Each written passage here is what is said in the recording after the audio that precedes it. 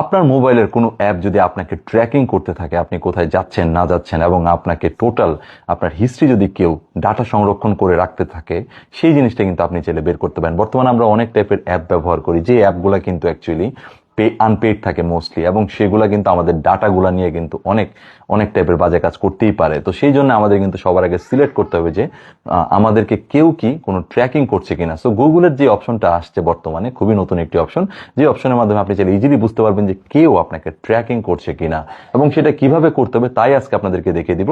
আমার এই ভিডিওটি অবশ্যই শেয়ার দিয়ে রাখুন আপনাদের ওয়ালে, কারণ পরবর্তীতে ভুলে যেতে পারেন, এবং এই টাইপের আরো অনেক গুরুত্বপূর্ণ ভিডিও যা আপনার অনেক কাজ দিবে। So let's check it out. প্রথমে আপনার মোবাইলের সেটিংসে চলে যাবেন। সেটিংসে যাওয়ার পরে এখানে দেখুন লেখা আছে গুগল। এই গুগলে ক্লিক করতে হবে। গুগলে ক্লিক করার পরে নিচে চলে যাবেন। নিচে যাওয়ার পরে দেখুন এখানে লেখা আছে পার্সোনাল সেফটি। এটা কিন্তু খুবই যুগান্তকারী একটি ফিচার। এই পার্সোনাল সেফটিতে গিয়ে দেখুন আননোন ট্র্যাকার অ্যালার্টস, এটাতে ক্লিক করবেন। ক্লিক করার পরে এখানে দেখুন অ্যালাউ অ্যালার্টস লেখা আছে, নো ট্রেকিং অ্যালার্ট লেখা আছে, এবং স্ক্যান নাও লেখা আছে। নিচের থেকে দেখুন স্ক্যান নাও ক্লিক করলে আপনি দেখতে পারবেন যে আপনাকে কেউ স্ক্যান করছে কিনা।